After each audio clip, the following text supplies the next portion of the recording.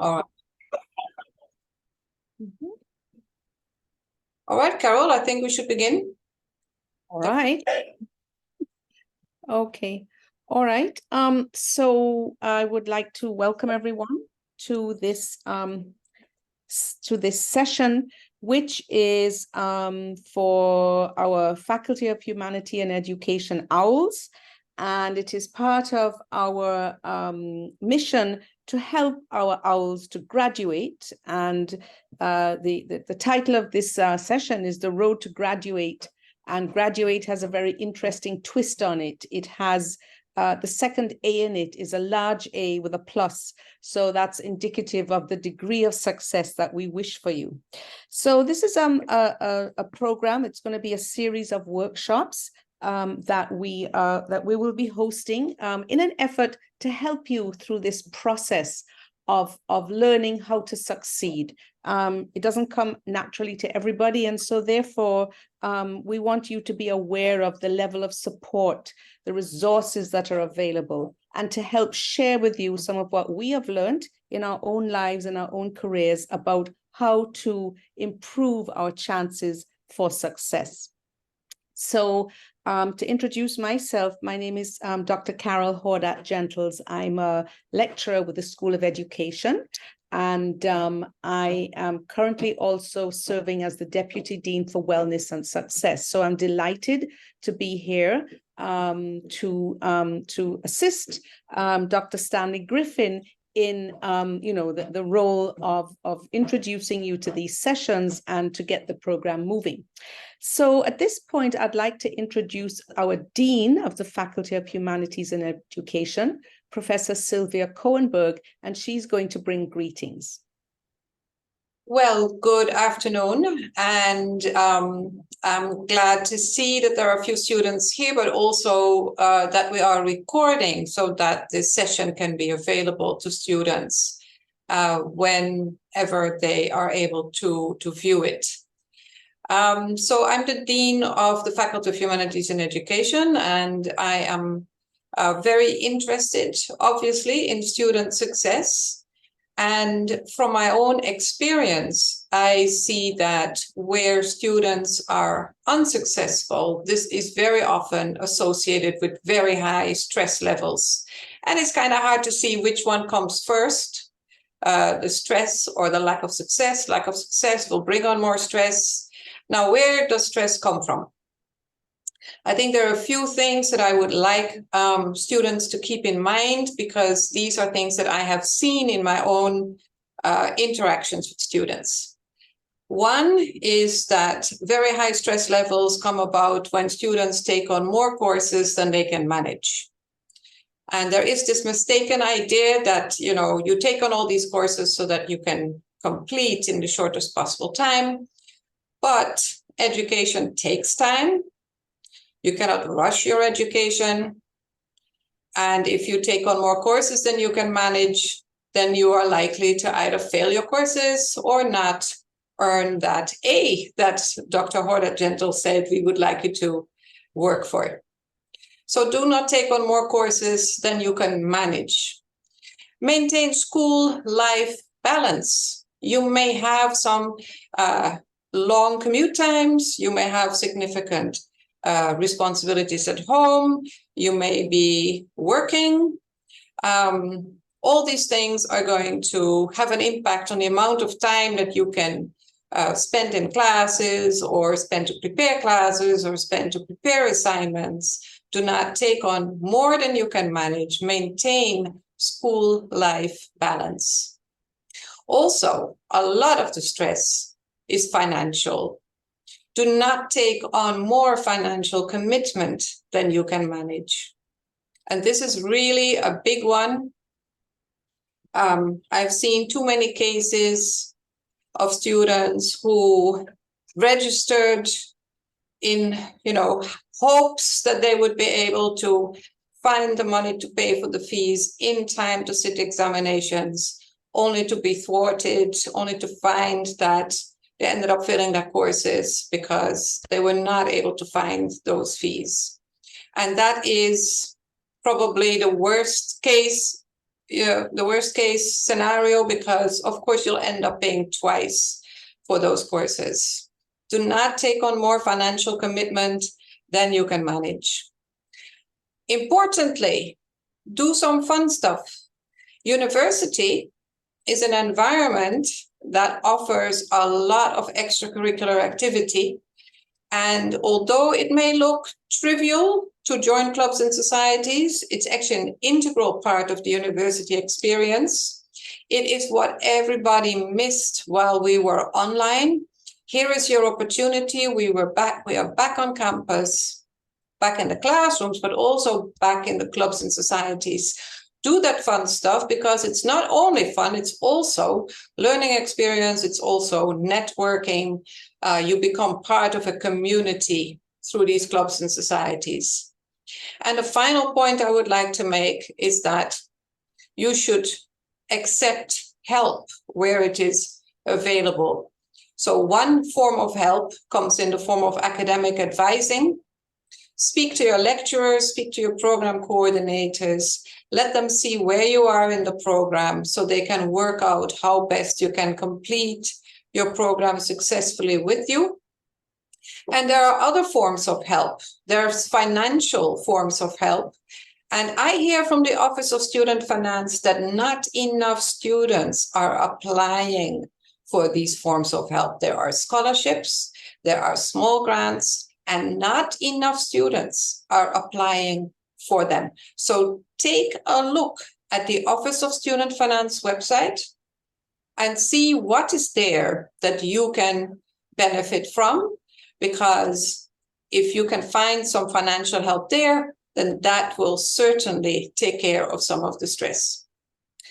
So I know you're going to have some great presenters this afternoon and a lot of interesting discussion. And as Dean of the Faculty of Humanities and Education, I wish you all the best in the event this afternoon and for your program of study. Dr. Horda Gentles, back to you. Thank you. Thank you so much, Dean. Some really useful advice for our students. Sometimes it seems like, wow, but that seemed, that was so obvious, but often it is not. So excellent advice. And I really encourage our students to think about what the Dean has shared and to try and put some of what she has shared with you into action.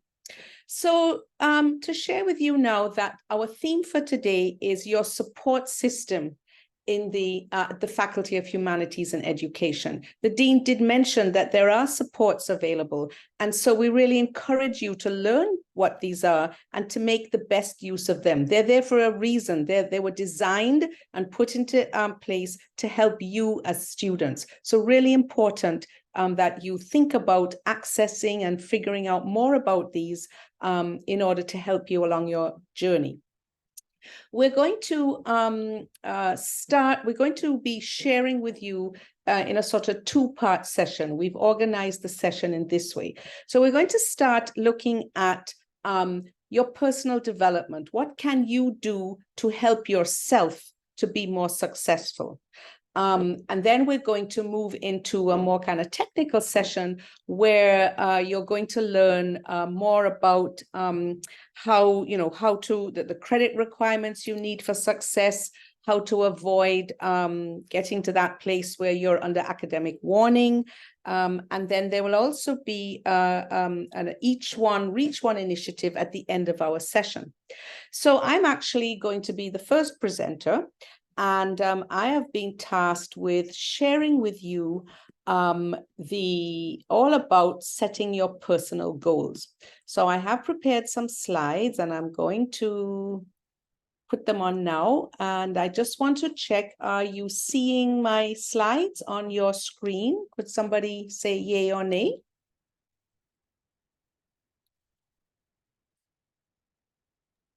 Yes. Thank you very much. Okay.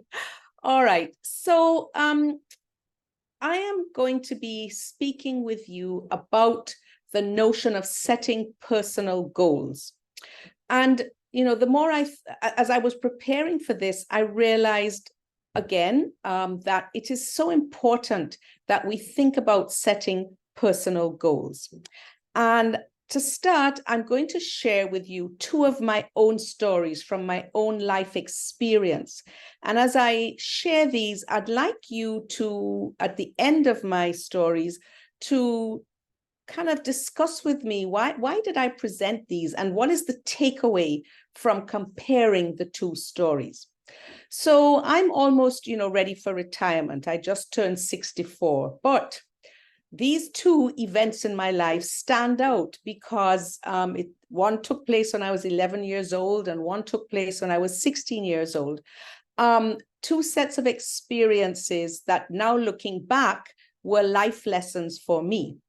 So if we go back to when I was 11 years old, a long time ago, for those of you who are not half as old as I am, or even a quarter actually as old as I am.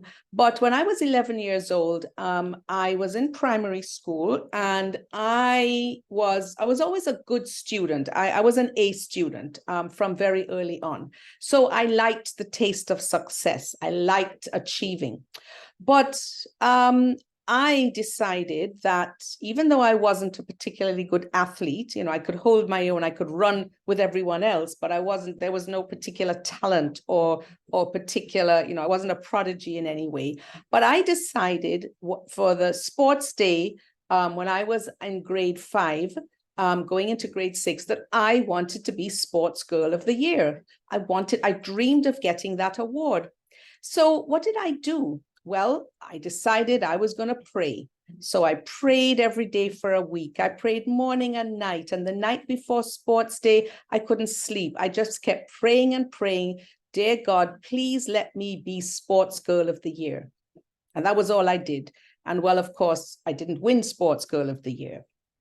But when I was 16 years old, a little older, perhaps a little wiser, I dreamed of earning a distinction in my geography A-level examinations. Now, today you call it CAPE, but at that time it was called A-levels. So I was in the second year of the first year of my A-levels. It was a 2-year program, and I wanted to become a teacher, a geography teacher. So I really wanted to get a distinction in geography.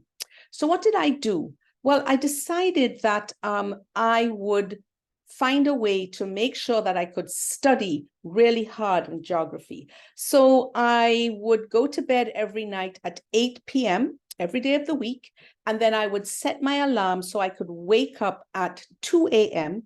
and I would get up, even though sometimes it was hard, and I would study for 2 hours. And at 4 a.m., I would go back to sleep, catch an hour and a half, and then get up and get ready for school.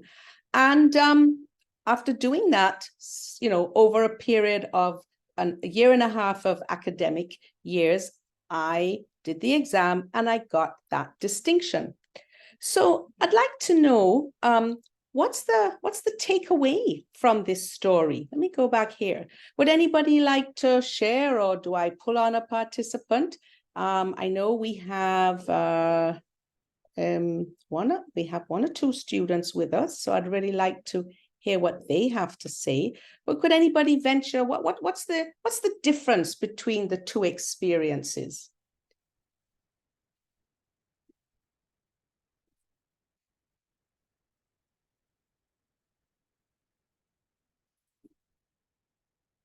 I'm going to ask Zante because she's the faculty rep.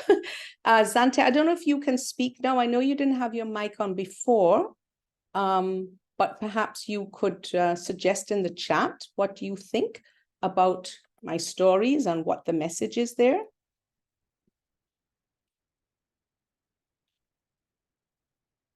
Let's see if she's able to. Sure, thank you. So, Zante, what do you think about the stories I just shared? What's the takeaway? And I'm just waiting on her to type in the chat.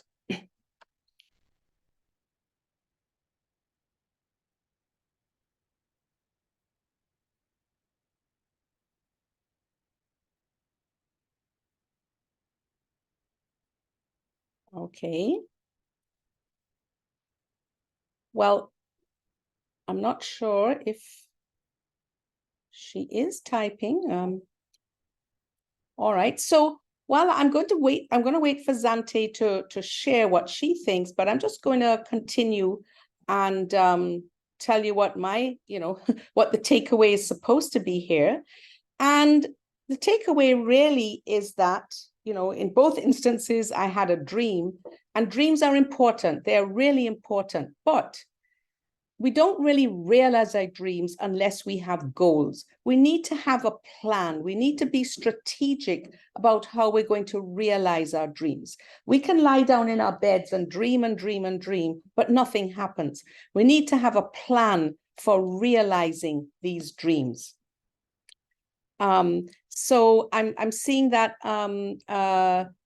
while that Zante said, from your stories, I gather that for your 16-year-old dream, you ensured you took strategic steps in achieving those dreams. And Rylis, I hope I pronounced it correct, says, wishing won't do it, hard work and discipline will. And Zante says, such as having a strategic study schedule. And that's exactly right. In my second story, I had a plan. I was strategic. I had what we call personal goals. And personal goals are short or long-term goals that I can apply to your schooling, your work, your family, your life, your lifestyle. They're meant to motivate you to achieve what you want in life. Personal goals can help you to plan your path to success. Studies show us that many university students fail to accomplish their goals due to a lack of planning.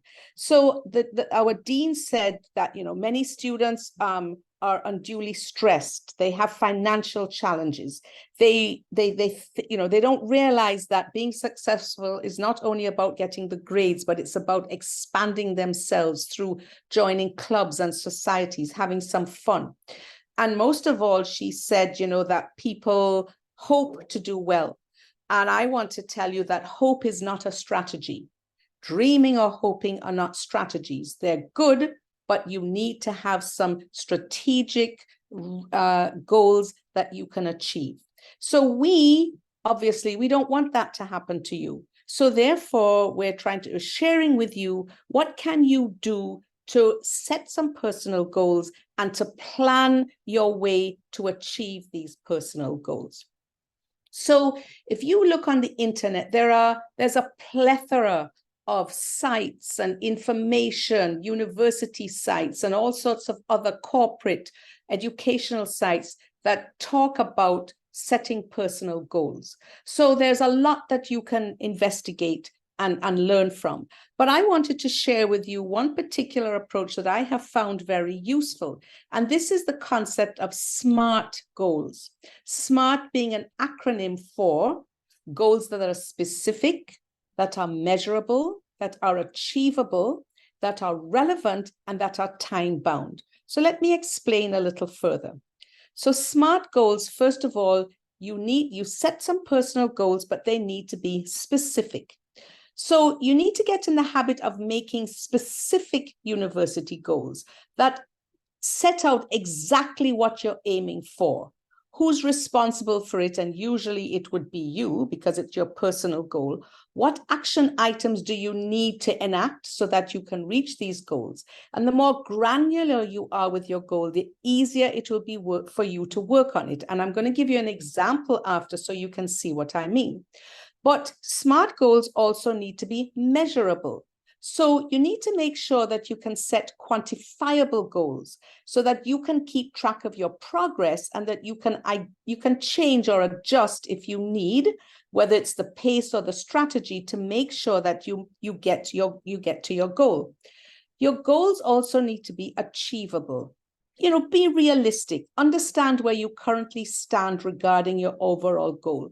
Create one that's attainable, challenging, because challenge is good. It's no sense you set something for yourself that is really too simple to achieve.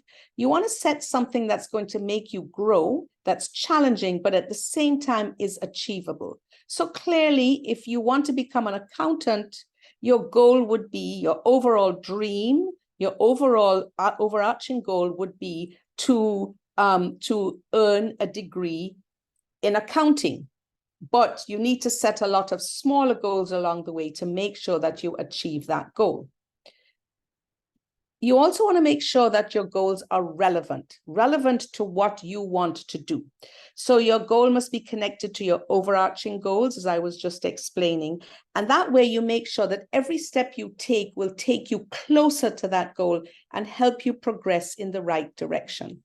And finally, you want your goals to be time bound. You need to have a deadline. You need to assign a due date for each goal, because you want to push yourself. I mean, our lives are so hectic and so busy. And we know that all of our students, our undergraduate students are, as our dean said, obviously very often stressed, because they've taken on so much, either a lot of courses, they're also trying to do a job on the side to earn more money. Life also happens. And so it's really, really hard. But you need to make sure that the goals you have with respect to graduating and to getting, passing your courses are prioritized, because that's what you're here to do. So what I'd like to say to you is that, it's never too early or too late to start applying this particular method.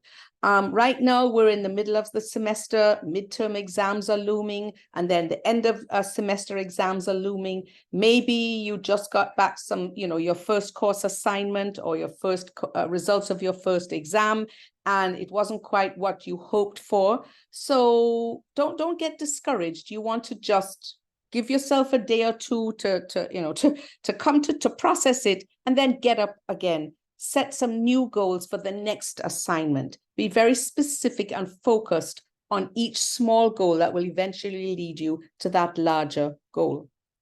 So I want to give you an example here. Suppose you decide that, look, I haven't done so well so far this year, but I really want to improve my academic performance. That's an overarching vision. It's not a dream, but it's an overarching goal. But you want to make this smart. So instead of just saying, I'm going to do better, you might say to yourself, all right, let's set some specific goals. I will get an A in my current essay in my English class. That's very, very specific. I want to target English for improvement. And I'm going to do that by targeting my performance in the next essay that is due, the one that's due in 7 weeks. So that is my personal goal. But I need to make sure it's measurable. So I got a B in my previous essay. My measurement for success is that I'm going to earn an A- or above. Is this achievable? I think so, because in my last course, in my last assignment, I got a B+. And I think I can increase it if I give myself a bit more time, and if I look at the B+ essay and figure out, what do I need to do better to get that A? And this is where your lecturers become useful, because they should be giving you feedback that you can use to build on and to improve what you did last time. And this is where looking at the rubrics that you get with your course assignments, or you should be getting, will help, because when you look at the rubric, it's almost like a way of helping you analyze what you didn't do so well, so that you can improve on it the next time. Very often, it's just a matter of improving your spelling and grammar. It might be something as simple as that. That is doable, and there are tools for helping you with that. And then you want to make sure that this goal of getting an A in your next essay is relevant. And of course it's relevant, because getting an A is relevant to you passing the course, to passing the course well, and relevant to your longer term goal of doing well enough that you can come back for the second year in the program or the third year in the program. Time bound, your essay is due in 7 weeks, and therefore you need to make sure that you are going to do everything that you have set yourself with this personal goal, so that the essay is going to be submitted in 7 weeks' time. Let's do one more. This is one that's very important: increasing the amount of sleep that you get. There was a time not so long ago when, as students and as professionals and as people out there in the corporate world, it was almost like a badge of honor that you could be successful without much sleep. But in the last, I would say, 6-7 years, that has changed. Research is now telling us that sleep is one of the most crucial, critical things that we need to be successful, because it affects our physical well-being and our mental well-being. So you might want to say to yourself, okay, I know I'm a university student, I have a lot going on, you know, there's parties happening, there's extracurricular, I need to study, but perhaps it might suit me if I devote more time to improving the amount and the quality of sleep I'm getting. So you might say to yourself, specifically using the SMART model, that my goal is to get more sleep, preferably the recommended daily amount for an 18 to 20-year-old or whatever age group you're in. And I'm going to do this by committing to getting at least 8 hours of sleep each night. So I'm going to turn off my devices 1 hour before bed, and I'm going to practice my breathing exercises to fall asleep faster. Is this measurable? It can be measurable because you could set a bedtime and use an alarm 8 hours later so that you can get up refreshed.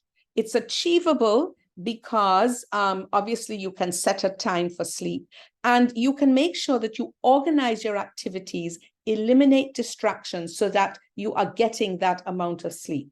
Is it relevant? Of course it is, because restful sleep is so crucial for your brain and body to function at your highest level. It helps to increase your ability to concentrate and to potentially perform much better.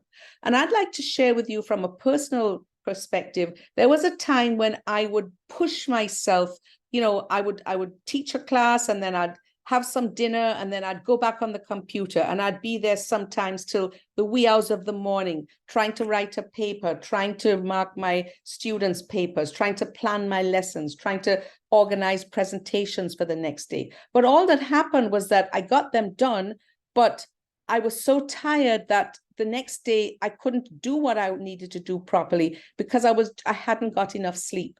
Now I realize that if I shut off at a particular time, I get enough sleep, and then I can wake up much earlier. And I'm amazed. Sometimes I do in half an hour what used to take me 2 hours to do when I was tired and miserable and cranky and sleep deprived. So just something to think about. And of course, time bound, because this particular routine gives you enough time to schedule. Your brain gets accustomed to the amount of sleep you need and getting the amount of sleep. So it is a good personal goal. Now, again, if we look at the research on this, there are so many different SMART goals that are associated with academic success. So clearly, you know, you could set a goal for your grades in each class. You can plan your study times for every course. And I would encourage you to make, you know, friends with people who have similar goals, and form study groups. Support groups are key factor in success for students.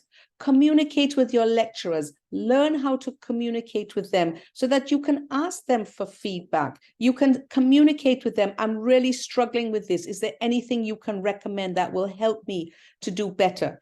All of these are goals, small goals that you can set, that you can then plan to work on.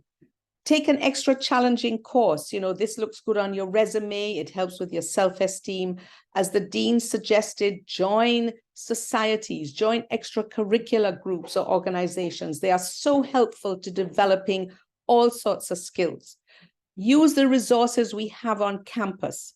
Practice your soft skills. And also, one thing that you have now that we didn't have many years ago was there are a myriad of apps that you can download that can help you with setting personal goals, planning for them, strategizing, and monitoring what the goals are. And then I end here with the words, etc., etc., etc., because your goals are yours. These are just examples of what can help you with academic success. But there are so many goals that are very specific to you and your career and your ambitions and your dreams. So these are just suggestions. But I do want to emphasize the notion of soft skills, because too often we think that the only success we need is to get good grades in our courses so we can graduate. And a lot of students leave university without the benefit of having engaged in clubs and societies, without realizing that, you know, there is going to be life after graduation. Even if you graduate with the highest GPA, life is not going to be so good if you haven't developed those soft skills. You need to know how to communicate, how to problem solve. You need to know how to exercise leadership. You need to know how to work well with others, and you need to know how to be flexible. It's important because these are the skills that help you to have a successful career. Again, set yourself, if you're not that good at these soft skills, some people are great at them just naturally, some are not. So if you know you're not, set yourself a personal goal. I'm going to improve the way that I communicate with my peers, with my lecturers. I'm going to set myself the goal of learning how to problem solve with less anxiety, with less tension. These are things that you can learn from getting involved in extracurricular activities, but there are also things that you can develop in yourself. And there's so many resources available, both through our resources on campus and even some of the workshops that we're going to be rolling out for you.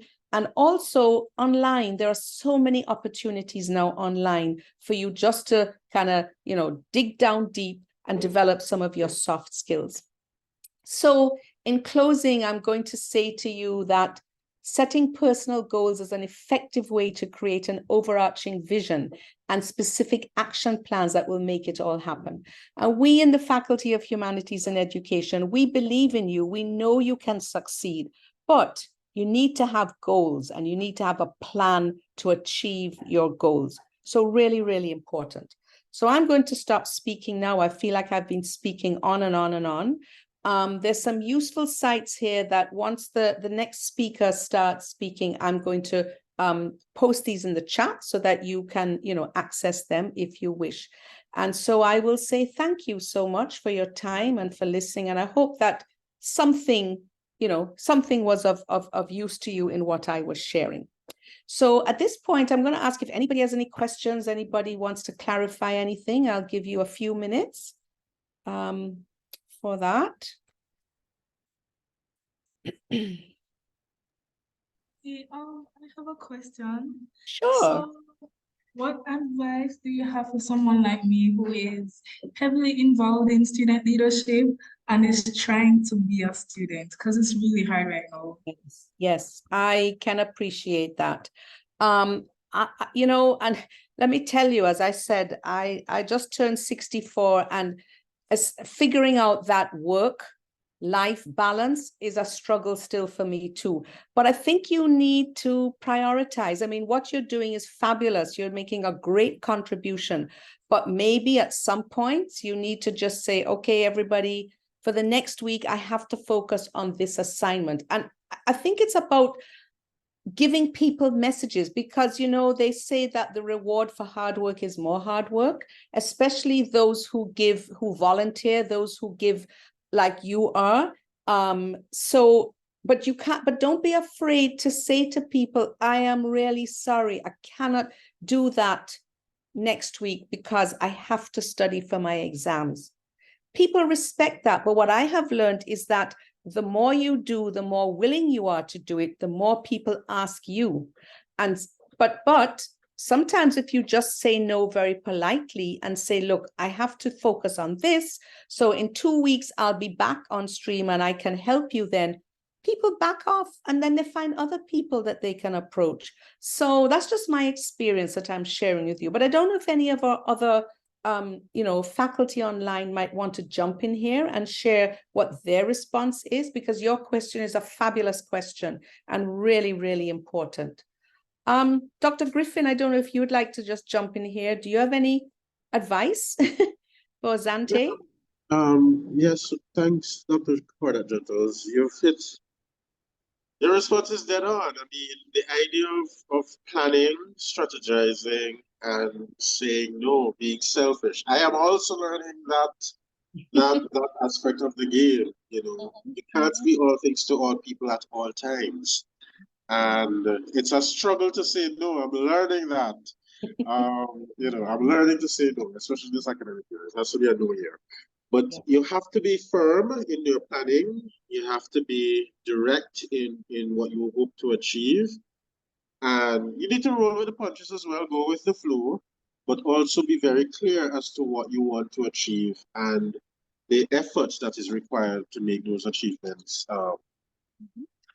happen. So yes, you know, be direct, be selfish. You know, a professor friend said to me recently, now is the time for you to be selfish. You know, everyone else really is. So it's be very clear with what you want to achieve. Be very clear with the time you need to achieve that, and be very clear with the energy required to make those achievements happen. You know, another prof said, you know, energy is like time and money. It cannot be replaced just like that. So you need to, you know, be very focused on what you plan to achieve and what it will take to make that happen. Great. And perhaps, you know, these days we're all about the correct words. And you did say the word selfish, and that we all know what that means, and that's important. But sometimes in the minds of people who do so much, like Zante, selfish is kind of a word that makes you feel, you know, badly about yourself. But maybe we could replace it with the word assertive, you know, be personally assertive of what your needs are and what you need to do to achieve. So that might be, you know, something to add there. Anybody else would like to jump in? Yes, thank you. You're welcome, Zante. All right, so I think we're going to move along to the next presenter. And I'm sorry, I'm working here off my, okay. So our next presenter is Carissa Lamond.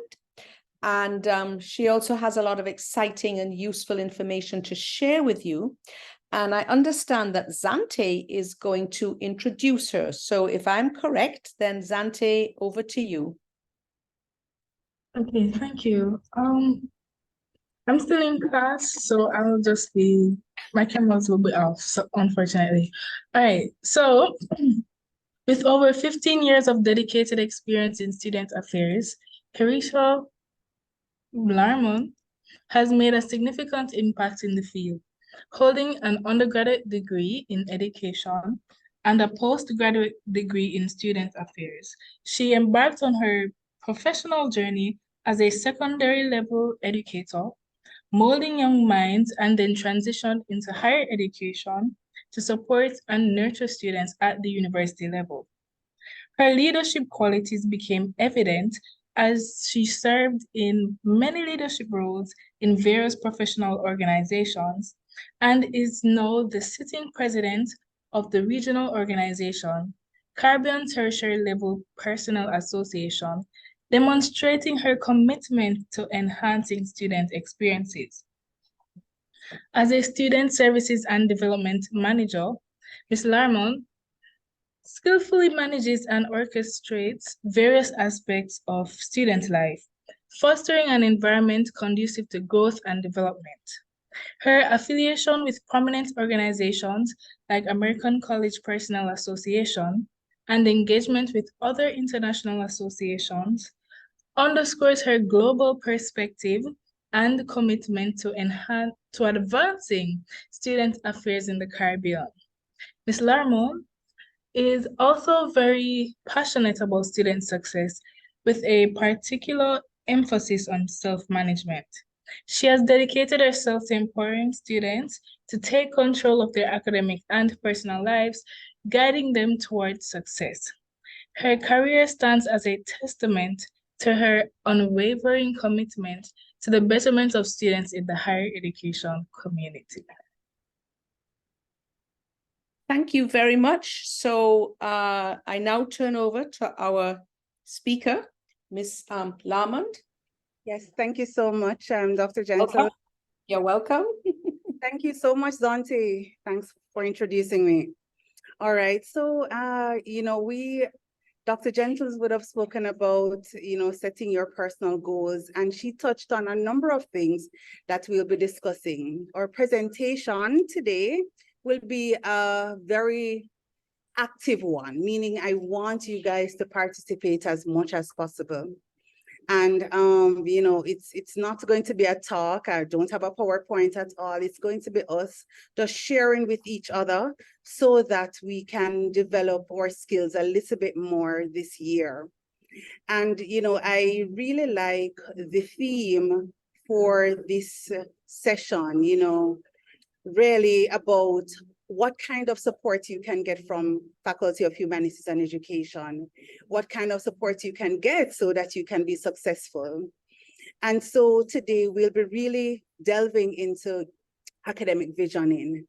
And, you know, when we think about academic visioning, I want to hear from you guys. And what I'm going to ask for you to do for me is to just click, I'm going to put a link in the chat, which is to a Jamboard.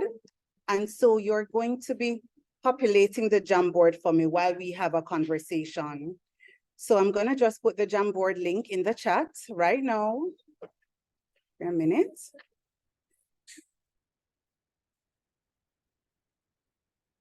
And we're going to have an interactive conversation. All right.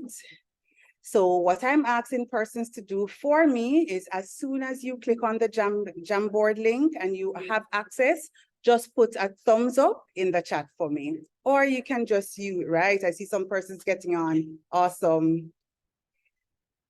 So you're just gonna put a thumbs up in the chat. Awesome, Samantha. Thank you.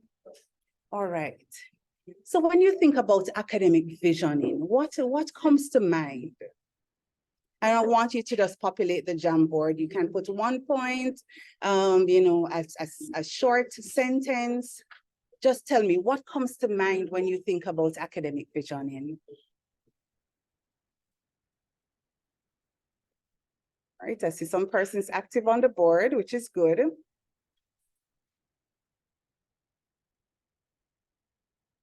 Awesome. Specific academic goals, of course.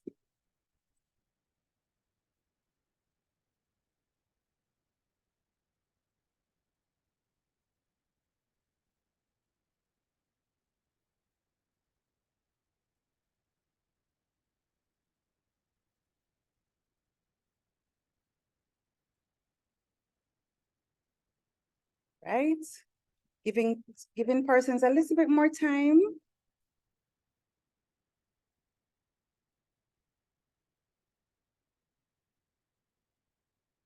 Awesome.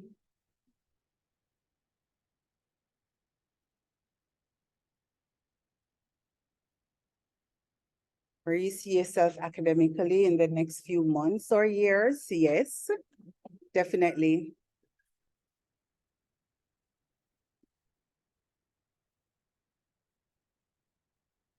I'll take one more. Just looking for one more and then we'll talk a little bit.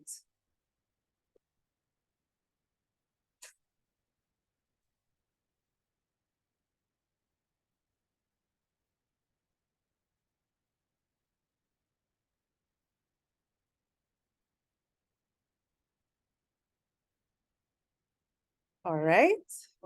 See one other person, all A's, wow. All right, academic visioning mean all A's, it means specific academic goals, where you see yourself academically in the next few months and years, and some a little bit of self-assessment. So according to the literature, academic goals, academic visioning really, for college students usually involves setting clear educational goals, whether it be long-term or short-term, right? And so it is really for the specific academic year or throughout your academic journey. So if you're in a 3-year program, over the 3-year period. So this exercise really normally empowers students. So when you start doing academic visioning, it normally empowers you for you to stay motivated because you're giving yourself that kind of pep talk, you know, keep your focus and to keep you on track into achieving your educational goals. So yes, you know, it really is about specific academic goals. It really is about where you see yourself in the next few months and years. You can break it down into semester goals, you can break it down into year goals, but it is rarely where you see yourself. So it usually involves a little bit of what Dr. Gentles, well, most of what Dr. Gentles spoke about, which is really about setting SMART goals. So first, you want to really look at goal setting. You need to set goals, right? Then you want to do a little bit of self-assessment. You also want to look at your major and your career and explore your career options. You want to look at academic planning in the mix. And we'll talk more about that as we go along. And finally, you want to look at some networking skills, looking at your opportunities when you get out into the work world, right? So we're going to first look at some short-term goals. And so when we look at our, academic visioning, we want to start first with our short-term goals. And so when we look at short-term goals, what are some of the things that you think of in the short term? And when you're thinking about short term, I want you to think about semesterly basis. So semester 1, semester 2, what are some of the things that you are going to be thinking about? So I'm going to give you an example to start you off. So one of the things that you want to look at on a short-term basis is a particular GPA that you want to achieve for the first academic year that you're going to be in, right? So you want to say, okay, my short-term goal is really to achieve a specific GPA for this academic year, right? Let me hear some other short-term goals that you think you would want to achieve in the short-term basis. Asking you to go back to the Jamboard for me, please. So let's look at some short-term goals.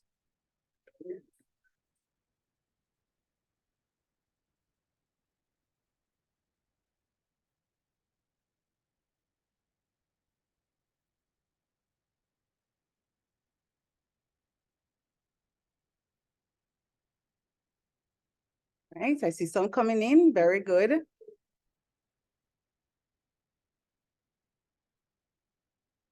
Getting A's on my mid-semester exams, awesome, yes. One of the other is join a student organization that aligns with my study, my area of study or my major, right? Anybody else?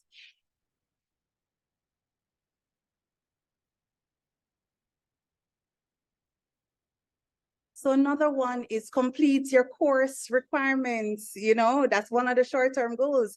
Can't get those A's if you don't complete your courses for your major. So you have to make sure that you know exactly what courses you need to do in what semester and how you're going to ensure that you complete those courses. So that's a short-term goal.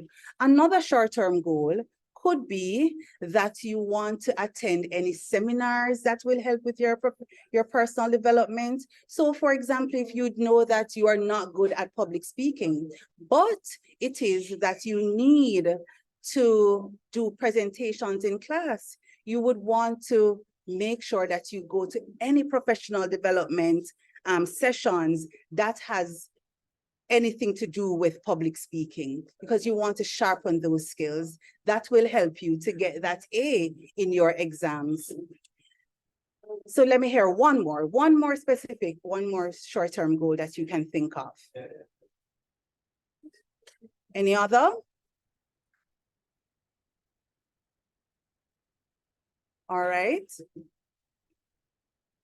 All right, so the other short-term goal that I can think of is really to ensure that you align yourself with your lecturers, right? You want to make sure that when you know sticking by your study schedule is very good. Yes, that's a short-term goal that you really want to write down, right?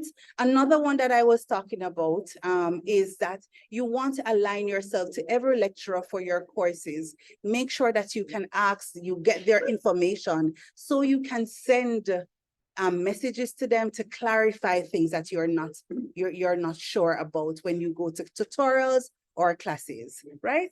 Want to make sure that you have your lecturer's information on hand to get you those A's.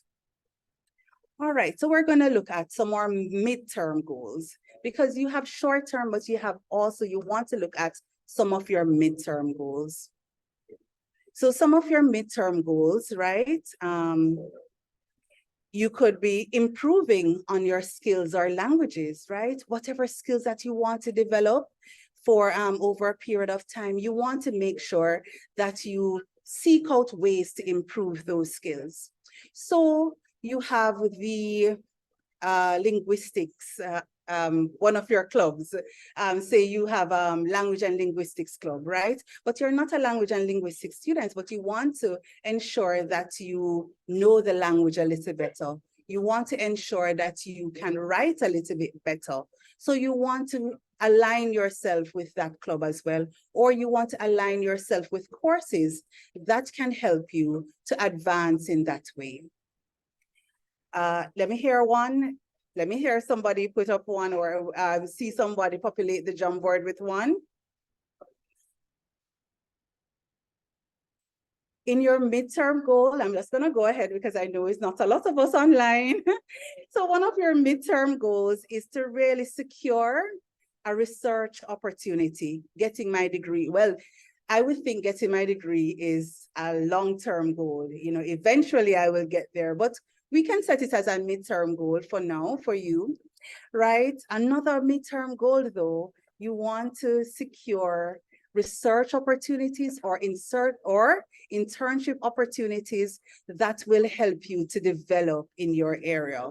So you want to make sure that you're practicing what you are studying, right? And you're getting that kind of practice and competence development during your studies. So during the summer period, you want to seek out internships.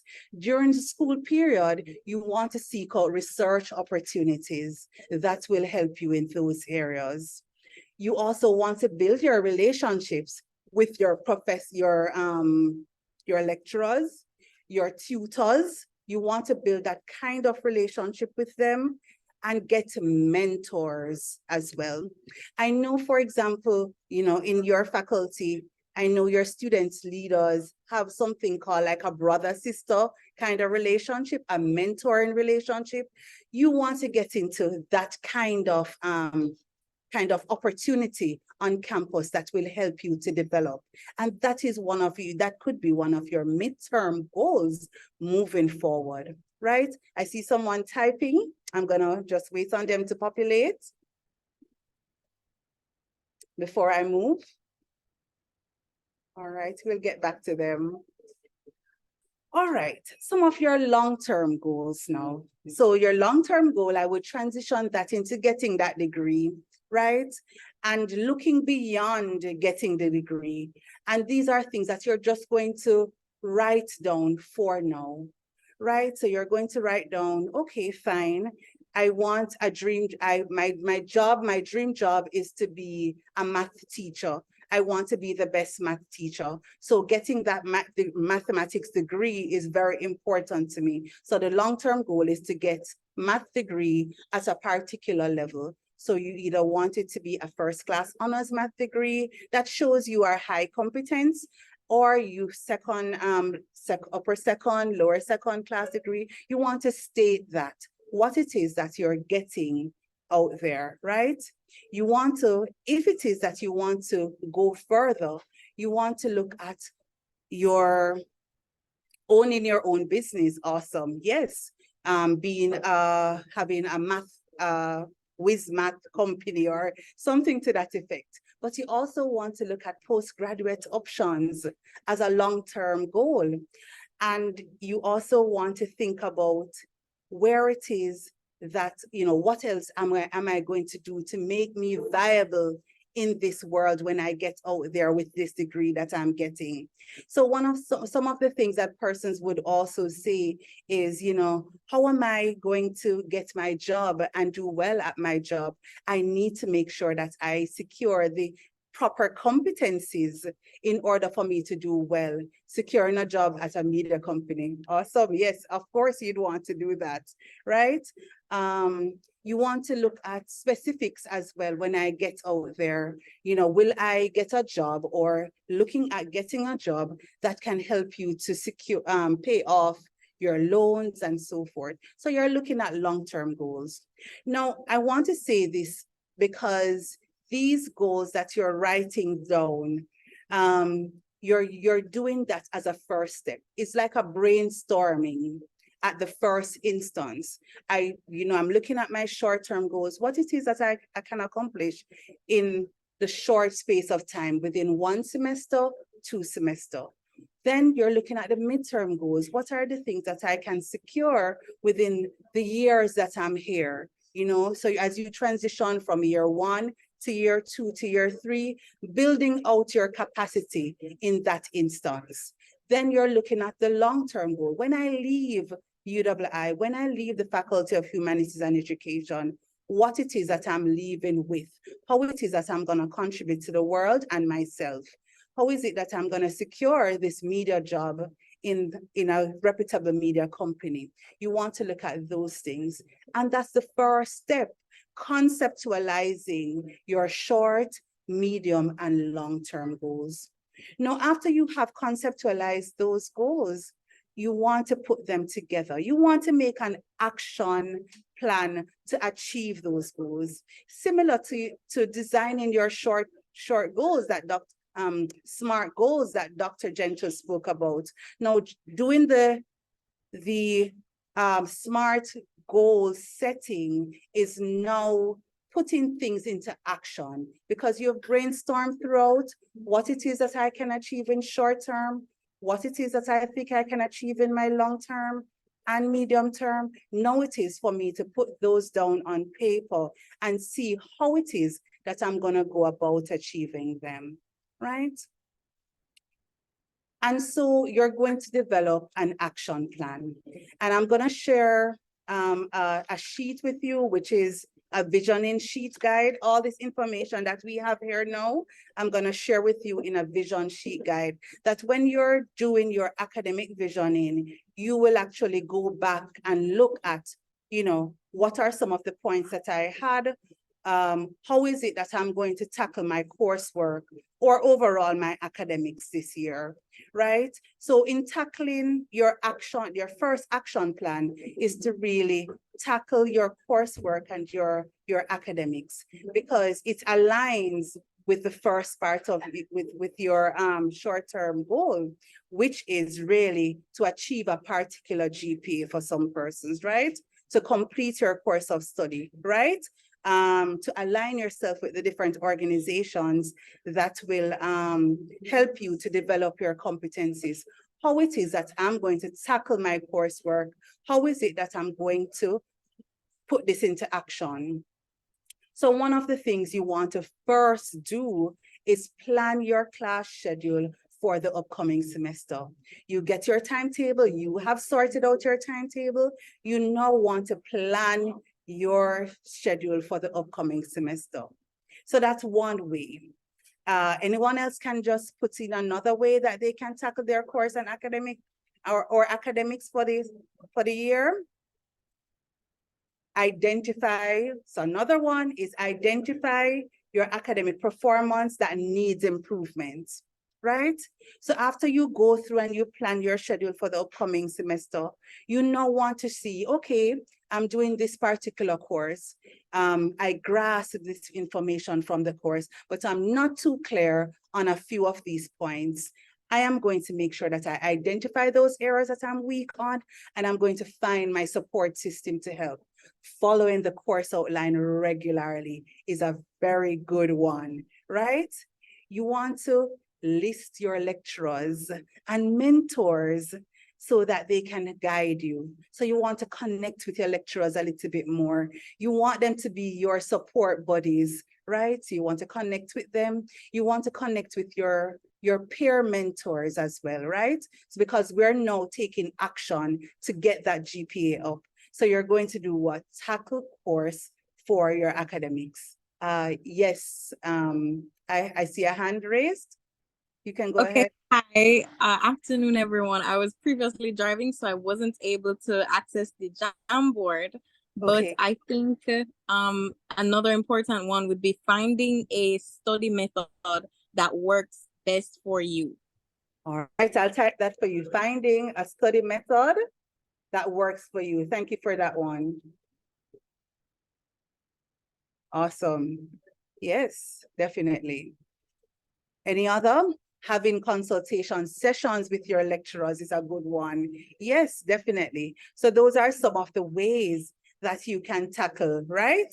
Tackle your course and academics, overall academics. You want to explore study strategies and time management techniques. Don't procrastinate. Of course, time management is key. And I know some of those sessions are coming up where, we'll help you, your support system from FHE will definitely help you in tackling, the procrastination aspect of things in the time management sessions. So thanks for participating with that one. Let's see how we're going to do action plan number 2. So action plan number 2, Dr. Gentles touched on, there is no way you're going to be a well-rounded student without co-curricular involvement, right? It's not just about coming to school and doing the work. Co-curricular involvement contributes a lot to your academic overall goals, right? It helps to enhance your competencies in many different ways, your leadership capabilities, and your GIL rep will tell you that her involvement in co-curricular activities has, boosted her confidence in so many different ways. So what are some of the co-curricular involvements that how is it that you want to get involved in co-curricular activities? So you want to identify clubs and societies. It's getting there. Yes, I know you're a work in progress, of course. So you want to make sure that you schedule time firstly for co-curricular involvement. You want to get involved in those clubs and societies on campus. You want to get involved in activities that enhance your area of study. So if you're a linguistics student, you want to be in the Linguistics Society. If you are a CARMAC student, you want to be involved in the CARMAC Students Association as well. It helps you to network, of course. It also helps you to in enhancing your research, because when you get involved in co-curricular activities, it begs for you to go out and see, if you're in a certificate, see what the community needs that you can contribute to globally. So it enhances your research skills, right? It also helps to identify your leadership qualities that will transcend into the work world. Transfer of knowledge is very important when you get into the work world. So co-curricular involvement is key to achieving those academic goals. And when you're doing your academic visioning, let's look at action plan number 3. So you want to keep a focus, keep in focus career and internship opportunities, right? And so one of the things when you're keeping in focus your career and internship opportunities, you want to ensure that you keep your resume updated, right? And placement and career services in the Office of Student Services and Development can help you with that from day one. So you want to make sure, although you're a student, every step of the way, you ensure that your resume is constantly updated. You don't want to, when you reach year 3 and you're going out for a job, or someone sends you an opportunity for an internship, your resume does not reflect all that you have done in the university space that will add value to your overall being, right? So you want to make sure that you keep your resume constantly updated. Another thing that you want to do is to create a LinkedIn profile, right? Because it will get you there. You have student LinkedIn profile and you have professional LinkedIn profiles. So you want to create and update your LinkedIn profiles because that is where we are, technology. Most people don't necessarily look immediately at your resume when you send it in. They want to make sure that you have a profile on LinkedIn. Yes, you may go ahead, Zante. Yes, I have a question, and I'm sure all the students would like to know as well. For those of us who already have LinkedIn profiles, what advice do you have for us to actually, make it active, to actively seek opportunities from being on LinkedIn instead of just having a dormant profile? So one of the things with LinkedIn is that you have a number of LinkedIn courses. You also have LinkedIn networking. And so, for example, you're a CARMAC student. I'm just saying for argument's sake, you're a CARMAC student. You want to make sure that you link your profiles to different media houses profiles. You want to make sure that you constantly follow them. You want to make sure that you comment on their postings. You want to have an active profile. Show them that you are also intellectually capable of commenting and contributing to the space that you want to be in the future. So don't just have a profile for having a profile's sake.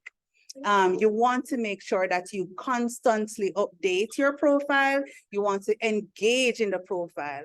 One of the other things for LinkedIn, and I won't go into it too much, is that you can, you have a link that says that you're open for service. Not because you're a student, you have specific competencies that people will want. So you want to click that as in open for service. So if you're, for example, you have good writing skills, you want to post on LinkedIn that you can edit papers and those things and put the level that you're at. So for example, you want to be a teacher you're going to be a teacher at the end of 3 years. But in your first year, you would have done some research and you've done some creative writing. I don't remember those courses, right? So you've done some of those courses and you are able to help, for example, a student doing PEP, or you're able to help editing documents for students doing CSEC. You want to make sure that you put that you're open for service. Their parents are on LinkedIn. There are different avenues for people to reach out to you via LinkedIn to, extend yourself. I hope that speaks a little bit about, but LinkedIn is a very good way of networking. I can tell you that for sure. Yes, and I remember somebody saying that we should also try to post as well. So if you're a student leader and you did something, post it on LinkedIn so that it can, gain traction and people can see it. Of course, yes, definitely. Thanks for that input, Azante. All right, so the other thing that you want to do, students, you want to attend career fairs. Even if you are not, in your final year, in your first year, in your second year, you want to attend career fairs. What does that do for you? Attending career fairs opens up your awareness as to what is needed out there, right? It shows you what the labor market is requiring. And so you want to expand yourself. So, sometimes you can just say, okay, there's a career fair happening at Digicel. I might not want to work at Digicel, but you want to open up your opportunities to more things that are being offered. So you go, you ask questions, you get involved. You might never know. Someone might see you and say, hey, she speaks well, he speaks well, he's very, articulate. I'd want to give him an internship program to work with us for a period. So you want to open up yourself to different opportunities, right? So career focus, update your resume, attend career fairs, and investigate potential postgraduate pathways, right? You want to expand you want to look at exploring what it is that I'm going to do after I finish my first degree. And even if we have some graduate students here, when I'm finished my graduate studies, what do I want to do after? Apply for a fellowship somewhere, go on to my PhD, MPhil program, and so forth. You want to expand yourself. And then our final action plan here is personal growth and well-being. And that's really, very important. So when Dr. Gentles was speaking about, setting SMART objectives and so forth, in setting SMART objectives, SMART goals, you want to factor in time for yourself. She spoke about the fact that she would have, stayed up and, do work, and then she would be drained in the morning. You have to create a cycle for yourself. You want to make sure that you are in the best health as much as possible. You want to make sure that you're functioning well. So personal growth and well-being is very important. And I want you to just populate the board and tell me what you think that personal growth and well-being means for you. Well, I'll start. So for me, I set aside time for relaxation and self-care, right? So sometimes students will say to me, oh, miss, but I can't afford it. But there's Hope Zoo. You can walk over there for a little time, Hope Garden, spread a blanket, right? And just relax for 1 hour between a class, get a few friends and you go over. There's Chapel Gardens, which is right here. You can go and relax, put away the cell phones, and just take some time to meditate and rejuvenate, right? Doing things that you enjoy, such as listening to music, right? Getting enough sleep, right? And scheduling sleep. So for me, I do a sleep app on my phone. So after a period of time, no one can disturb me. It goes to do not disturb on my phone, right? Know that you're worth more than just your academics. And I'll take that hand. All right. For me, it means setting boundaries because I know I can't be everything to everyone all the time. Yes, definitely. You have to do that. Thanks for sharing. And that goes to just setting, a work-life balance, a positive, and maintain it, a healthy work-life balance. Sometimes you have to say no. Sometimes you have to say, I have to get back to that. I need a little time for myself. Or I'm doing something right now, I'll get to you after, or I'm taking a little break.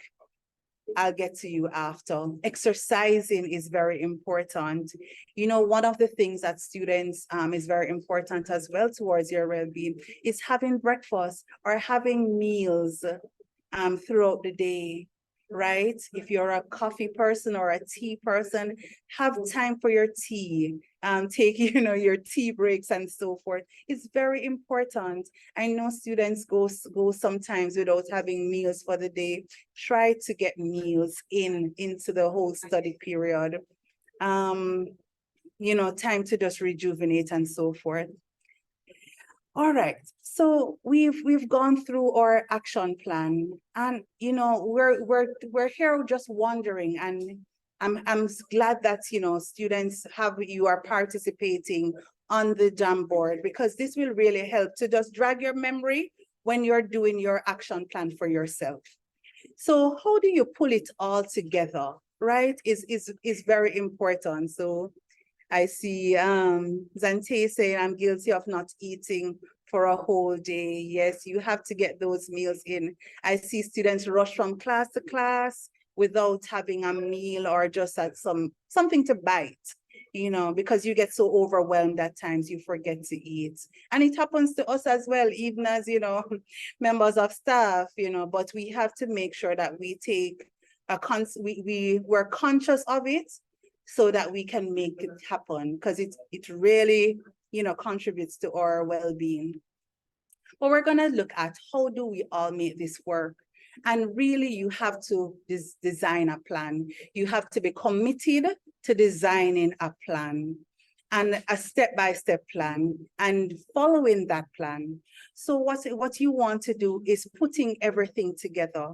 You have brainstormed as to what your short-term, medium-term, and long-term goals, what you would want those to look like.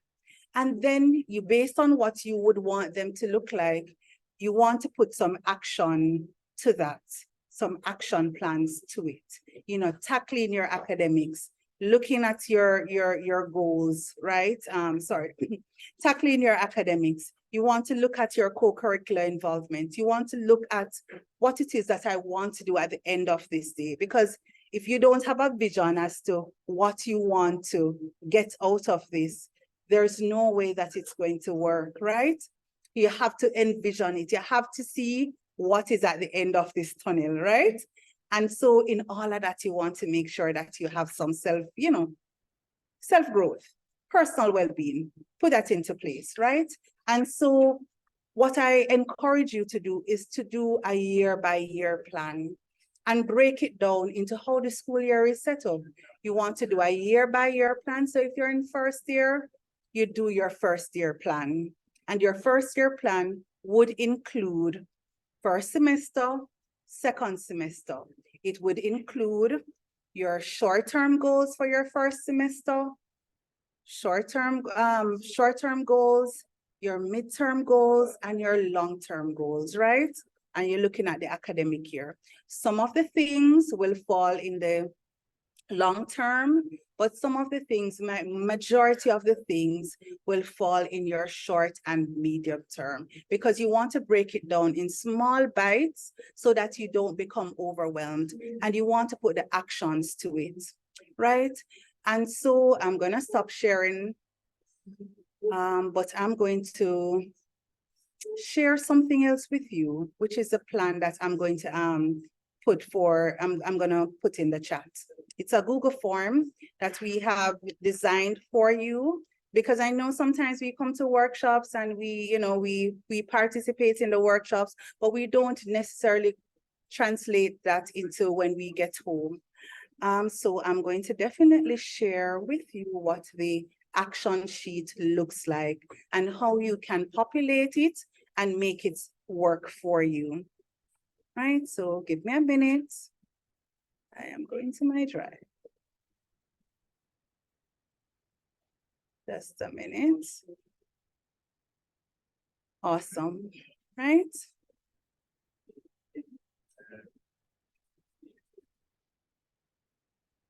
Right.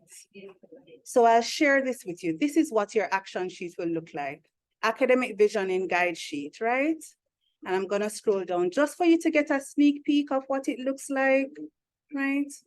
So we look at step 1, how to achieve your academic goals, and it's a documenting process using timelines.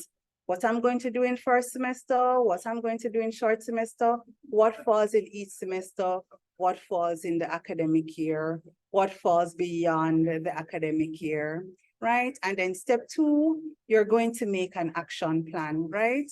How it is that I'm going to tackle my coursework and academics, how it is that I'm going to get involved in co-curricular activities. Just identify 1 or 2 that you will enhance your development, help with enhancing your development. You want to keep in focus your career and internship opportunities. You know, if you work during the summer, you want to take some of that work time for internship opportunities, or if you can get research opportunities with your lecturers, take up those, right? Or seek those out. And then you want to look at your personal growth and well-being, right? So set aside some time for self-care and relaxation, explore and so forth. And that's in step 2. And then step 3, you're going to pull it all together, semester, year-by-year basis. And when I say year-by-year, if it's for this year, you're going to plan. And then you're going to see some things that happened this year that will help you to plan for year 2 or year 3 or whatever year you're going into the next. And then you're going to look beyond what is at focus for graduating in 3 years, graduating in 4 years, part-time, full-time, whatever the the situation is and what it is at the end. What is the end goal to all of this that I'm working towards? So I'm going to share this link with you so that you have access to the Google Drive so that you can, when you can do your academic visioning. I'll take a break from this session because I have another session with you that really talks about collaboration and teamwork. But I think we need a little break in between so that we can take a little breather from the screen and then come back. I'm going to hand over to our moderator. Dr. Gentles, is that you? Yes, that's me. So, Miss Carisha Lamond, I'd like to thank you. I mean, that was really very rich and very helpful. I'm sure that the students who are here appreciated it, and the others will, who look at the recording, will benefit greatly. So I know you would like a little break. So just to kind of explain what we're going to do. So we're going to have the break, and then you're going to come back on and share with us about collaboration, team working skills. Right. So perhaps a 10-minute break. Is that all right with you? Yes. Okay. So it's now exactly 2:36. So we'll come back at 2:45 just to make it easier. Carol, Yeah. perhaps Stanley, Dr. Griffin could speak at the time because. Yes. Okay. All right. So rather than actually leaving and starting again, so Ms. Lamond, if you want to take a break, but Stanley, I don't know if you want to share anything or explain what our plans are in moving forward. And then by the time you've done that, Ms. Lamond, we'd ask you to come back on. Thank you. Yes, I could do that. Thanks, Dean. Thanks, Dr. Gentles. I must apologize. My system went down just prior to the workshop beginning, but so far we've been very informative, and I must make reference to a comment made in the chat. If I could bring it back up. Are you hearing me? Yes, very clear, loud and clear. Oh, so a comment was that they're not a student, but they were told to check in, and they are, they've learned a thing or two. So thanks to the presenters thus far. This series of workshops are really about, improving our preparations for learning. Generally, as I said, what we want to do here is to complement what you are learning in your classes, what you're learning in your foundation courses, your academic literacies.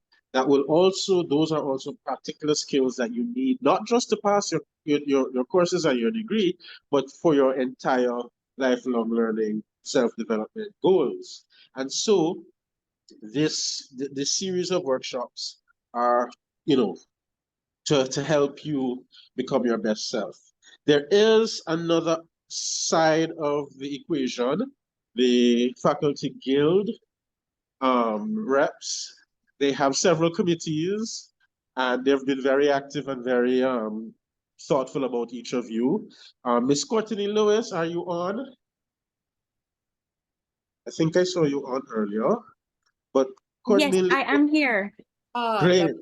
Great. Okay. Right. So let me introduce you. You are the head of the Academic Success Subcommittee, and Yes. you have an initiative going on called Each One Reach One. So let's tell us all about that. Okay, so Each One Help One is a peer mentorship program where students, based on their department and their major of study, are paired with a third or second year who has done well over, they're carefully selected based on application, and they are paired, as in put together, and they offer counsel, they help with networking, they help with assignments, and they just give constructive feedback and criticism. So far, we are very active in our group chat. I did share the link with the mentees so that they would be able to attend, but I presume some of them are busy this afternoon. But so far things have been going well. We do have mentors that are interested, and they come from all over the faculty. So from School of Education to Carmack, right back, we have mentors that are interested, and they are working with their mentees so far. So that is just a little summary of what the program is all about. And it is, of course, student-led. And as I said before, all mentors they're specially chosen based on performance and their level of dedication to the cause. And yes, so that's what we're all about. Great. Thank you so very much. Yeah, I didn't know you were that active already. So that's good to know. And congrats on getting that started. In other words, folks, there is no real excuse to be suffering in the usual way, especially given what's happening this year. So please, I know we have had some issues this week, but those will be sorted. We've already did replanning, and we really want persons to get involved. So if you missed this week, the recordings will be up. Please be sure to find us at the same time, same place, same link next week and the following weeks. And be sure to register with the Academic Success Subcommittee so that you can get the support that you need. This is in addition to your lecturers being fully aware that they need to keep a closer eye out on each of you and your academic performance throughout the course.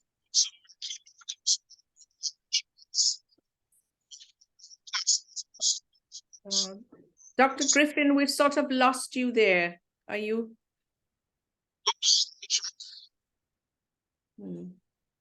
Still with me?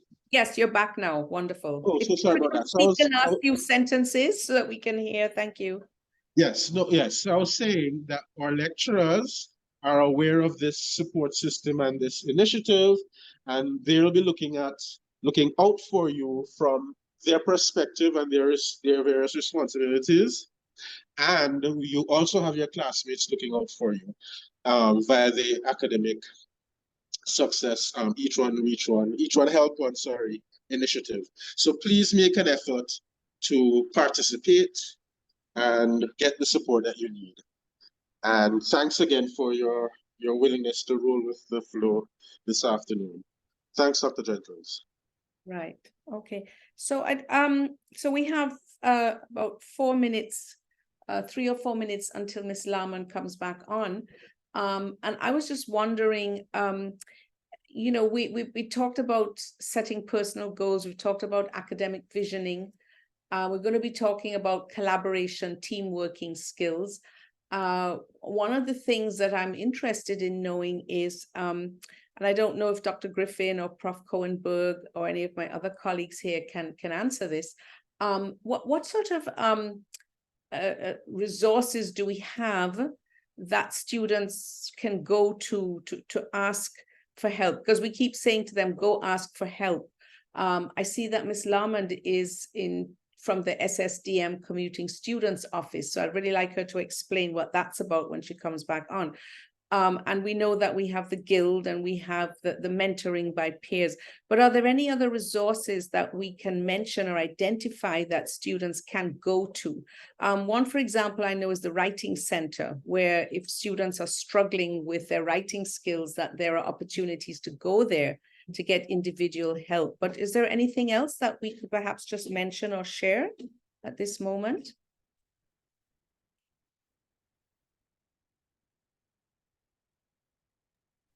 Yes, there is. The facilitators that will be presenting today and throughout the course, they have called, there's an initiative growing that is, also taking root in our university and in our campus called the Academic Support Unit.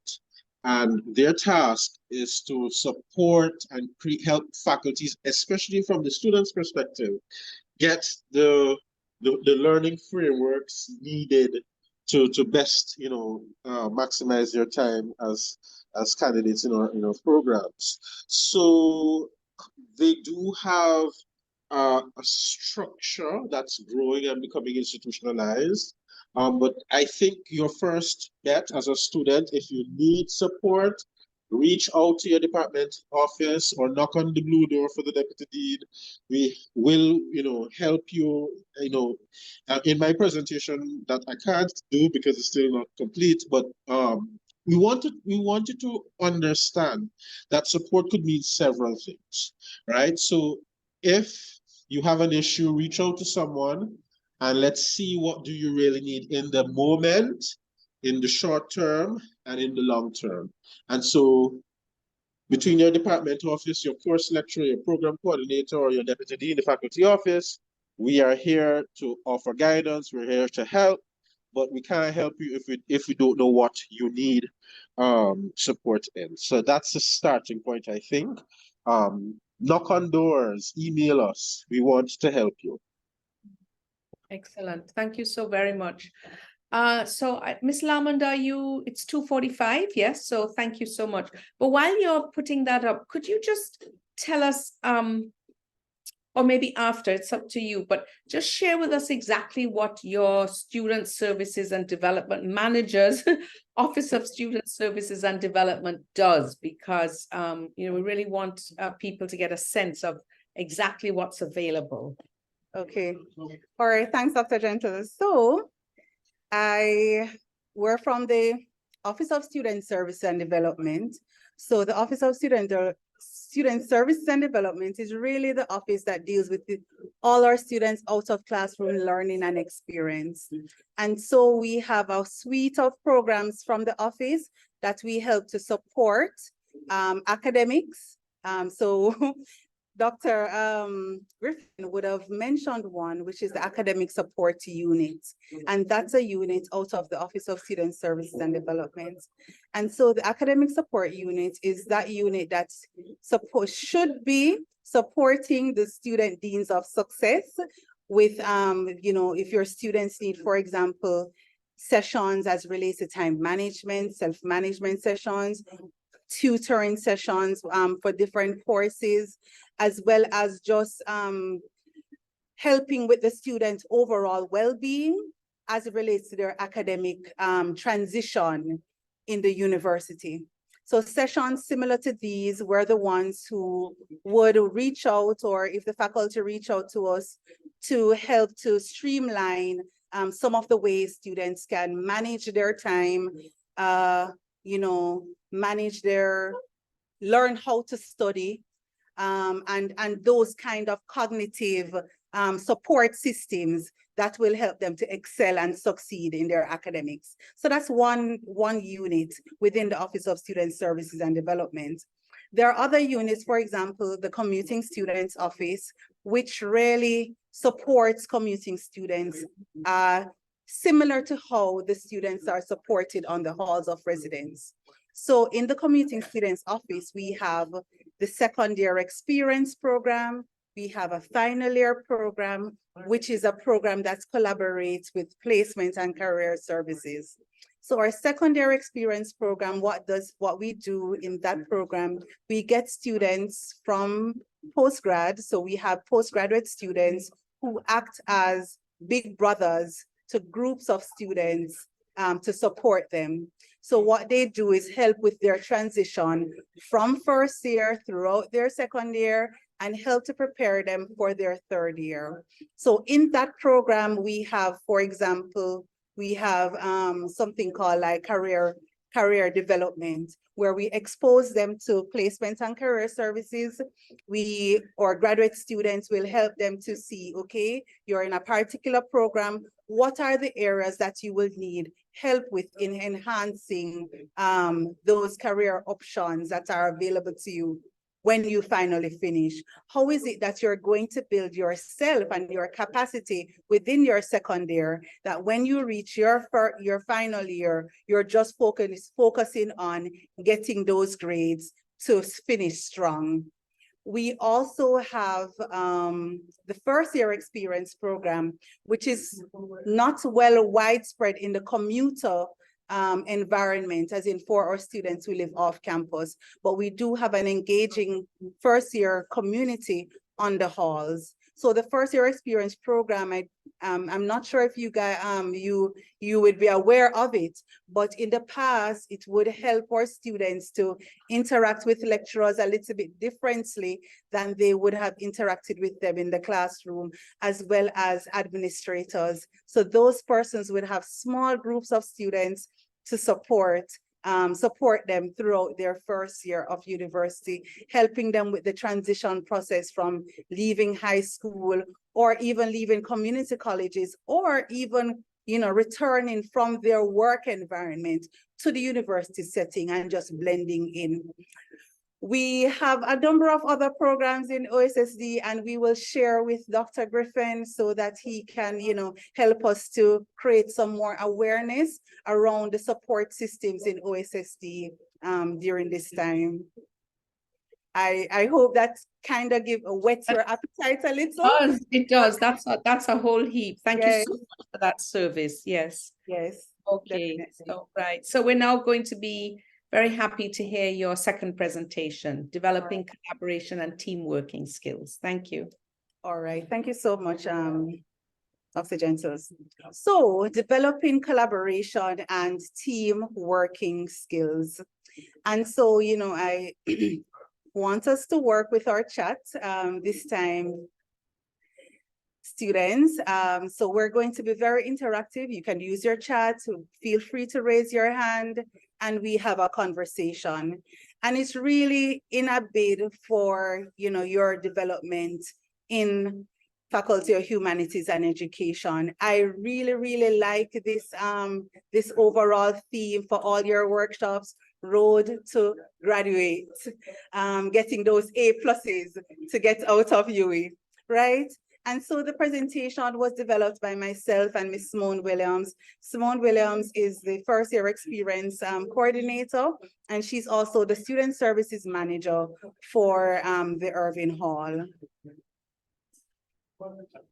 Right, so first of all, when we're thinking about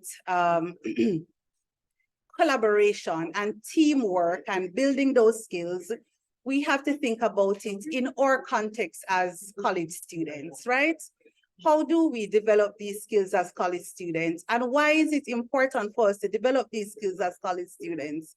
So one, it helps with problem solving, it helps with communication, critical thinking skills will be developed, which allows you the opportunity to work with and learn from your peers.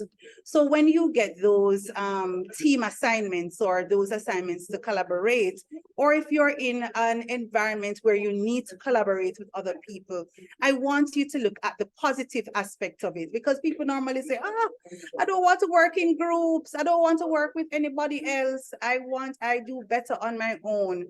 But I want you to think about collaboration as a future skill, right? I want you to look at teamwork as a future skill, building those skills while you're here in every aspect of your life. Even if your lecturer does not require that you work in groups, you want to start to network and get into your group settings so that you can build this capacity. It is what the world is looking for now. Most interviews that students go on, whether you're going as a teacher, whether you're going to work in a media house, if you're going to work in corporate societies, if you're working in an NGO, teamwork and collaboration is one of the key aspects to building out an institution and creating success for yourself and for the organizations that you'll be working in. So we're going to look at how collaboration and teamwork can help you. And really, I just have 7 points that will really just help you to start thinking a little bit more about how you collaborate and how you work in teams from henceforth, right? So the first thing that we want to look at is really identify best fits. So I'm not even going to go into, the whole dynamics of team work and team building and, you have to norm and storm and all of that. I want you to take some positive looks at how is it that you're going to build yourself and you're going to build the other persons within your team. And if all of us really start to think about that, we will be better team members and we will be better collaborators in the end, right? So automatically you want to first look at when you're going into a team or when you're going to work as a group or when you're going to collaborate with someone, you want to first identify best fit for self, best fit as it relates to others, and best fit as it relates to the overall team capability, right? So when you look at self-assessment, you want to begin to understand your strengths. So start with you, your strengths, your weaknesses, and your communication style. You want to look at those things. What are some of my strengths coming into this team? If it is that we're going to work on marketing assignment, what are the strengths that I carry to this team? What are some of the weaknesses that I have? How do I communicate regularly with persons? Am I an open communicator? Do I like to write? And you want to make those things known to people when you're going in. I prefer to communicate via this way. I prefer to communicate via that way. I am a speaker. I prefer to write what is on my mind. I prefer to say it. I prefer to get telephone calls. I prefer text messages. You want to tell them your communication style. I listen a lot, so don't worry. Sometimes when I'm processing things and you don't hear me speaking, I am just listening so that I can process the information to communicate it better to you. You want to establish those things, do your self-evaluation, and so persons can understand you. You want to identify roles. So in team, determine your role based on your skills and your interests. You work better when you're interested in the topic or interested in a particular area, or if you have the right skill set to bring to the table, and you want people to know that, right? You want to assess your team members' strengths and preference, and that goes back to communication, because you want to say to them, okay, my strength is this. I'm not so good at that. What is your strength? Let us have that discussion, what it is that we're all bringing to the table so that we can be a best fit for this team. We can build our authentic self into this team. So some people, before they go into teamwork, or even before you start, doing like any assignment, you want to do like a personality assessment, and there are a number of them on online. Once you go into Google and you type in "take a personality assessment quiz," you can see the type of person you are, so that you know how to communicate and be guided as to how to communicate, right? You also want to identify if you are good at different things. So when you're looking at identify your roles, you want to establish to people, hey, I'm a good communicator. I'm very organized, so I can put the paper together. I'm this, I'm that. You want to highlight your skills. And then I said, assess everything, assess everybody, and everybody come together to find the best fit for the team. You're a best fit. Other team members are best fit. You know how it is that you're going to move forward in communicating based on your skills and competencies. Now, after you have looked at that, you're identifying your best fit. You want to talent maximization, right? You want to leverage individual strengths.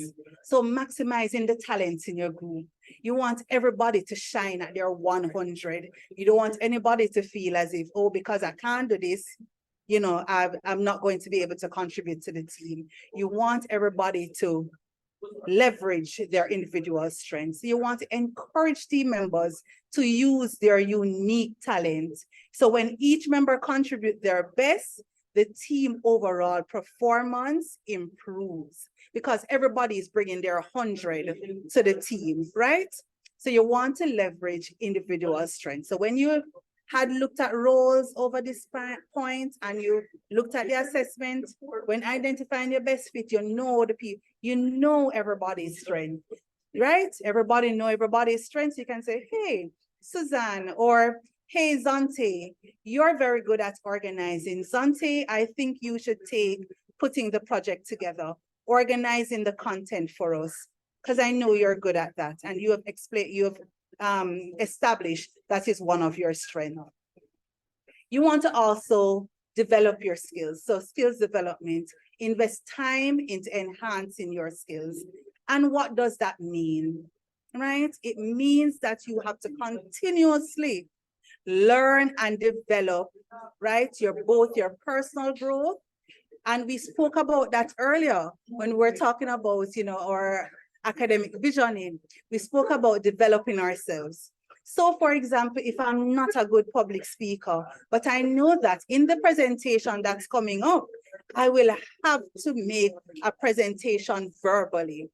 I am going to say, boy, for the next 2 weeks, because my presentation is in week 3, I'm going to have to go into the public speaking society. I'm going to have to ask someone to help me, a peer who is very good at public speaking, to help me to enhance that skill and competence so that I may contribute my full 100 to this team. So you zone in on your weakness, and because your weakness is something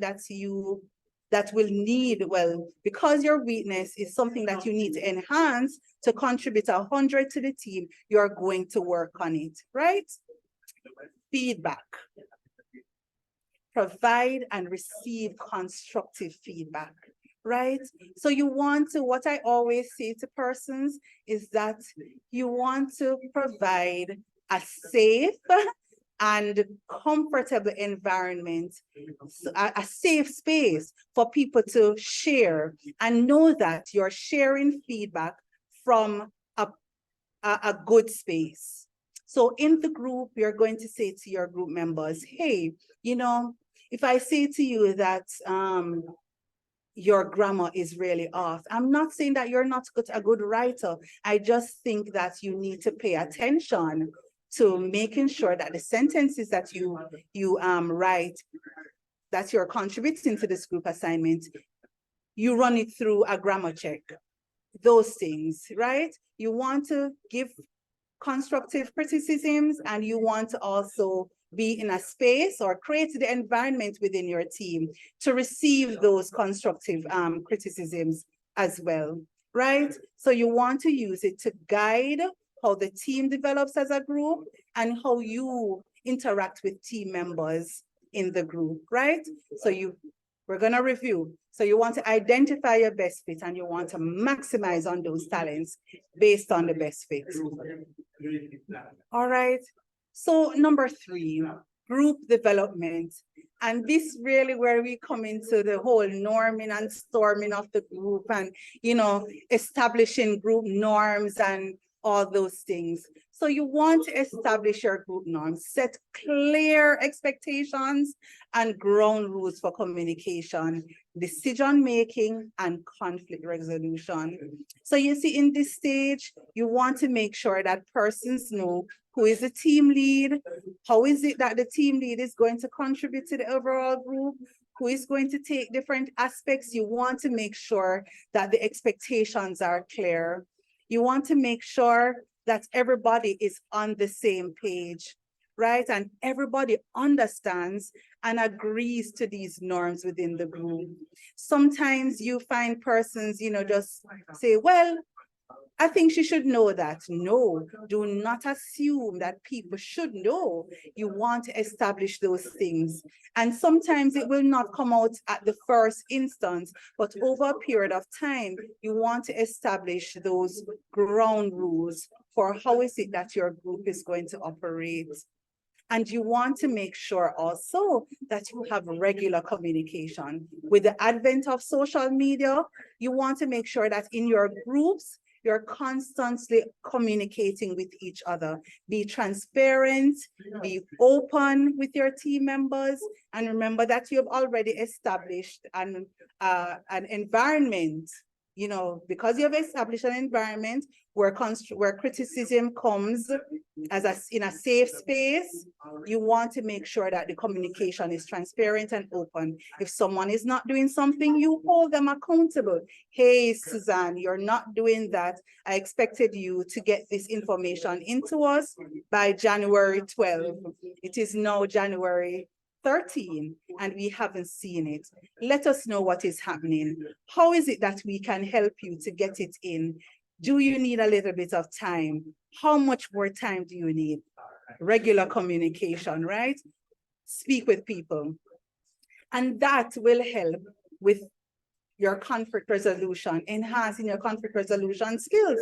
Because when those conflicts come up, you're going to be seeking strategies to make sure that you resolve them, right? So you're going to be practicing active listening, you know, be very composed at times, listening to persons, you know, handling things more effectively. You want to make sure that when persons come to the group, they feel as if everyone is treated fairly, right? And from the team lead to the other persons who are not team leads, but followers within the team. So if you're a leader within the team, you also have to portray that it's fair and we all listen to each other. Active listening, and sometimes you have to compromise. Remember when I said to you that you know, the person would have not taken in the assignment submitted the assignment by a deadline that you have also set? You go to the person, you hold them accountable, and everyone within the team that slips up, you want to hold them accountable as well and establish those things and show other persons that we all operate on a level playing field and on a fair playing field.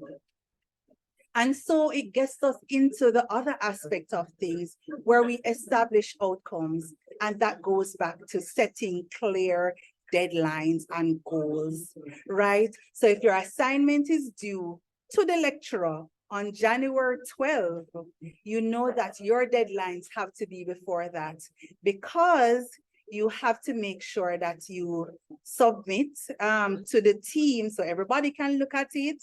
Everybody can get a nice read through. You can communicate to each other what are some of the things that are not in there, what should be in there, who didn't contribute, need to go back and do some research to make sure that things are happening. So you want to define goals, clearly outline the objectives and expected outcomes of the team project. Ensure everyone understands what the success looks like, right? At the end of the day, these are our objectives. We need to make sure that based on the course outline that the lecturer gives us, we have touched all the points, right? Based on the assignment criteria. We have researched all of this. And at the end of the day, who is going to look over it? Who is the person that does proofreading? You want to establish clear objectives and outcomes. At the end of the day, we're going to make sure that all 6 points that are within the assignment are covered.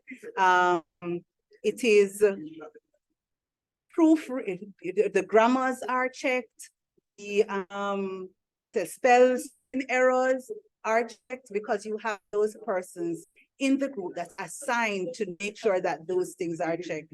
So it goes to your individual responsibility. So you can assign tasks and responsibilities to each member, making sure they align with the project goals that you have, right?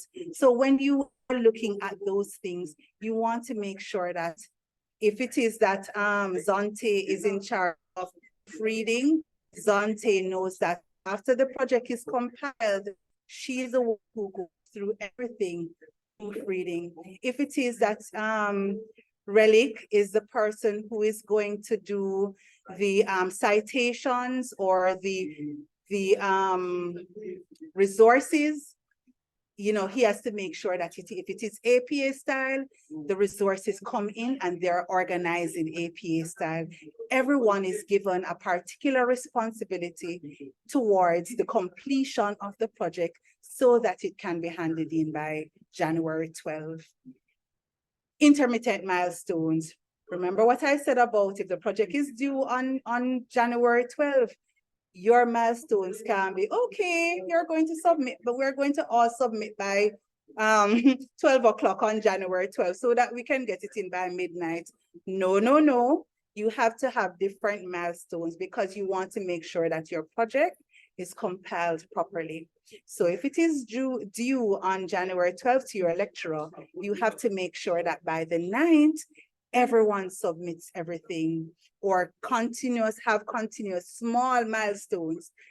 This must be in by that time. This must be in by that time. Compilation of the entire project by that time. We're supposed to be proof. Everybody should be reading over the project to make sure that it is in sync and so forth. Set different milestones as it relates to the outcome that you want. And so, number 5, prepare and set personal deadlines. And I would have spoken about that. Time management of your project, time management of your group assignment together. Working as a team and collaborating, it means that you're all contributing to this. And so you're going to make sure that you develop effective time management skills. Everyone needs to know that they have to submit by a particular time. What does that mean for you as an individual? You as an individual and every individual within the group need to set personal deadlines for themselves, right? So you need to break down your task. If your task is to do a research on how marketing contributes to the development of a product, you need to make sure that you break down all the tasks that is involved in that, right? And then you set your deadlines, your personal deadlines, because your deadline for your group is January 9th. So you have to make sure that on January 9th, your information is sent in on that Google Doc that you're compiling in the group, right? And then because you are going to submit on time, and everybody is going to submit on time, we hope persons who don't submit on time, we're going to hold them accountable, and you're going to hold yourself accountable as well, because you're going to say that I need to submit on time. So I need to break down my task so that I can submit on time. Or if it is that you have a meeting, you need to come to the meeting with information. So hold yourself accountable for meeting your deadlines and contributing to the team's success, right? Another thing that we'll look at is communication skills development. And that's a whole topic by itself. Because sometimes, you know, persons will say, but I sent her an email. But what did you do after sending that email? In your, I would have said, okay, fine. I put in my paper. I put in my aspect of the group assignment in the group. So I don't need to tell them in the WhatsApp group. The mere fact that you have a WhatsApp group, it means that you should be communicating via that medium. So you would have now contributed your section to the group, and you would have said to your team members, hey guys, I have just uploaded my section to the team assignment. Let us see if it flows, communicate with me to see if it flows with Melissa's part of the assignment, which ties everything together. Let me know what is happening, right? So you want to actively participate in various aspects of the communication wheel, right? If it is that you are having like meetings, you want to actively listen, not listen to reply to what the other person is saying, but to actively listen, to participate, to understand, to contribute to the ideas that the team need to pull together, right? So you practice active listening skills to understand your team members' ideas and concerns so that you can be an active and fulfilling participant and have a fulfilling participation in the group setting or the teamwork, right? You want to provide effective feedback. So you want to learn how to provide constructive feedback and be receptive of feedback from others. So you would say things like, hey, Melissa, I noticed that most of the work that you would have contributed to the team are not cited.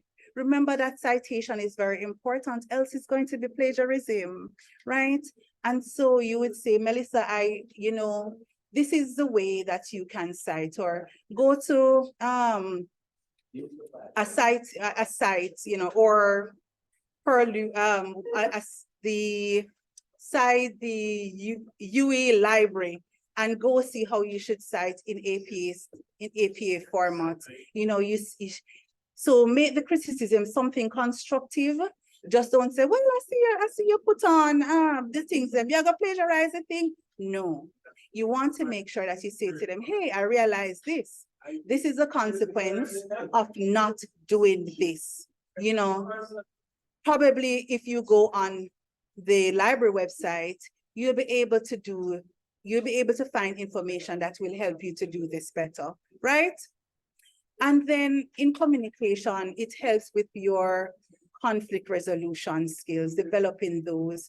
Because if, for example, Melissa takes it in a different way, or she feels offended by what you say to her, now it is your time to say, hey, but you remember that we're all a team, right? And I'm telling you this, you're gonna step back and say, I'm telling you this, so that it can contribute to the overall success of the team. I did not mean it that way, right? So you have to kind of, have a teamwork-oriented mindset that will make everything a win-win, right? No, it is really not easy to really follow all these steps when you're forming or when you get into a team setting, especially if you are used to, just going into groups and, lecturers put you into groups with persons who you don't know or who you don't think works or work well with. So I encourage you to, over time, try to adapt to these principles, try to adapt to these ways of carrying out team building or carrying out teamwork or team assignments together, or collaborating with different persons, And so I am going to move to slide 7, which is reflection, because that is a very important part of everything that we do. Even when you are doing a personal assignment, reflection and improvement is important. And that will pretty much help you, to kind of do a self-regulation, self-reflection as to how it is that I approach this. Could I approach it differently? Why didn't I do this? I could have done this better. I could have taken a different approach, and so forth. And it really helps with continuous learning as well, because you're going to want to approach the next teamwork or next collaborative work in a different way when you sit back and reflect. Now, sometimes students will say to me, but Miss, this is a long process. This is something that if I have to go through all of this within the group or the team, it just takes up so many time. But you have to understand that in order for you to work well within the group, everybody have to have a buy-in, right? Everybody have to make that concerted effort to make things work. So you have to really look at your contribution to the overall team at the first instance, making sure that you as a team member is doing all that you need to do to make it work. And if everyone goes through this process of first, looking at identifying the best fit, how am I contributing to this team? What is my strength coming into this team?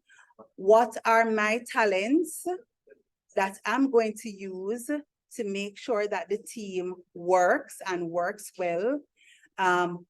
what are the norms? Sometimes you have to take the lead. What are some of the norms that you're going to establish? And we're going to talk about it together. What are our expectations for each other in this group? What are the things that we're going to establish? We're going to, from day one, establish our outcomes. We want an A for this project. We know that an A is attainable if we follow the content outline, the assignment outline, and make sure that we cover each point. We also want to ensure that we assign different persons different tasks so that the overall team can benefit, right? We also want to make sure that we prepare and set our deadlines, right? Personal deadlines and group deadlines. And then we want to make sure that we communicate with each other consistently from the first group meeting, transcend into the WhatsApp group, transcend into a Google Doc what we're compiling together, and then have it as a wheel going around. And then after, as a group, we want to, or as individuals, we want to reflect, periodical evaluation of team performance and your own performance within the team. Did we work together well? What could we do different? Especially if this is a team that you've been working with for the entire semester or for the entire academic year. And so the final thing that you want to do is really commit to ongoing self-improvement so that you can be a great contribution or best fit for your team. And so my conclusion is really that, developing collaboration and team working skills is a valuable asset to both during your college years and in your future careers. Because some of these things, persons like myself or your lecturers will tell you that some of these things transcend into your work life. They're transferable skills. You become, over time, when you practice, you become better team players, you become better team leaders. It becomes natural that you collaborate with someone. When you see, for example, different activities happening on campus and your student leader can speak to it, there are different activities happening on campus with the same goal.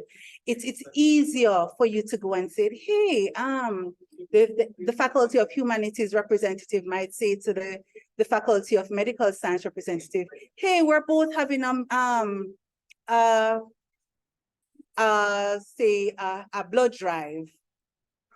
Let us just partner together and do one blood drive because it's for all students on campus. Or we're having a health fair. But to have multiple different health fair is going to deplete our resources, and it's not going to, we're not going to have maximum output or impact. So we're going to contribute, we're going to collaborate and make sure that we pull our resources together to get a successful day, right? So these steps will really, I think, will help you to build effective teams, to maximize your own talent and the talent of persons within your teams, or talent of persons even within your communities and committees. If you are into, say, your clubs or societies, and you become a more skilled and adaptable team player and person overall. People want to work with people who are adaptable, who are flexible, who are able to blend and collaborate a lot. And when you go out into the work world, you see the value of this if you just start now by practicing these small steps to collaboration and team building. I'm open for questions and your feedback if you have any feedback. Dr. Gentles, I'm going to hand over to you. Yes, sure. Thank you so much. Boy, you really have so much information to share. Your office is obviously a great source of information and communication and service and support. So thank you so much. At this point, I would see if does anybody have any questions they'd like to pose?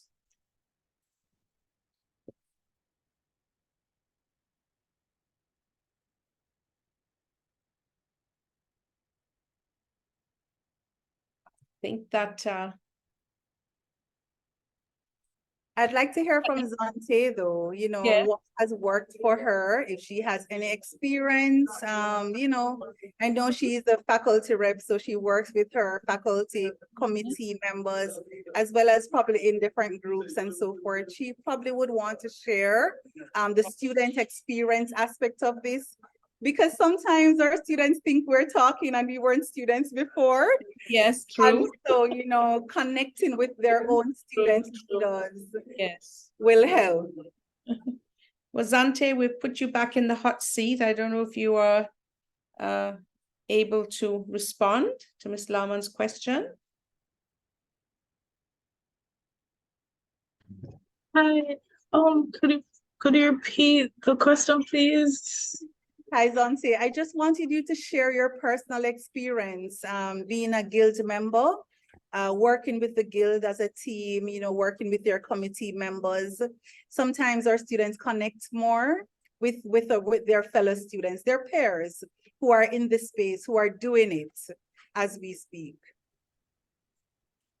Okay, so my experience so far, initially I was a bit, because it was something out of my comfort zone, right? So even though I loved the faculty and I was involved in a few subcommittees, actually running for this position was a scary thing to do.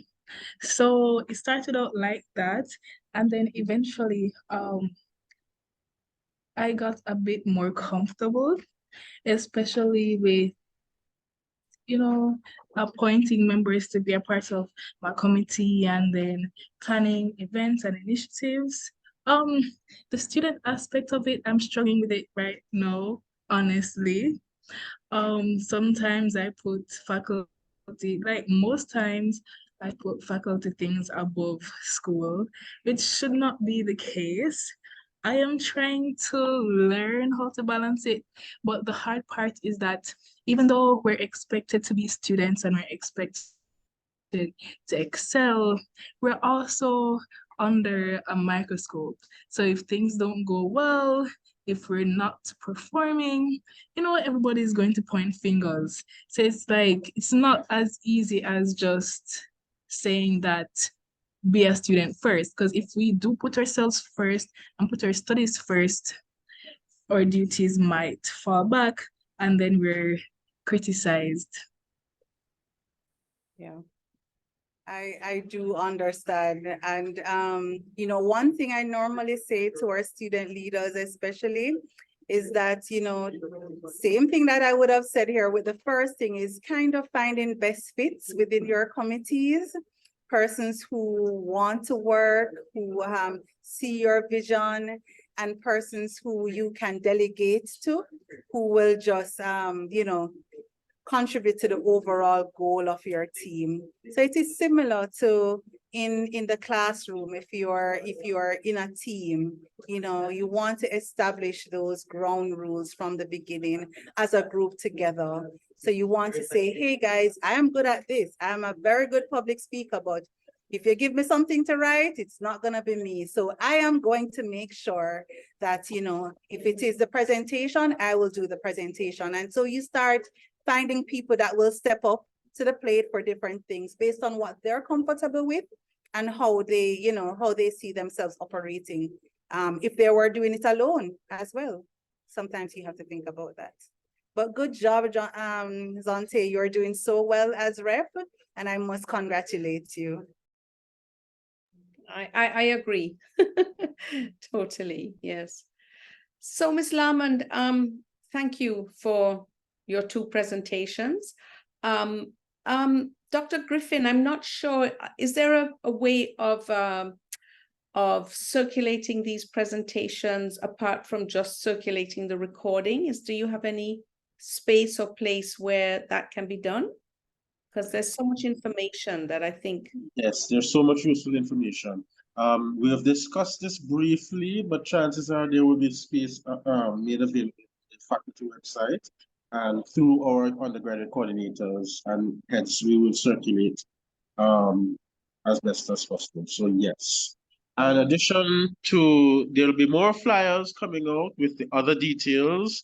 Thanks to today to everyone who presented, and we have already started replanning some of our approaches because the ideal scenario is we want to be as impactful and we want as many persons involved. And so thanks for going with the flow. I never planned for my computer to crash, but it has worked out to be a very informative afternoon. So thanks to you and the other Miss Larman and the Dean and everyone who's been present and to all who participated. You're most welcome.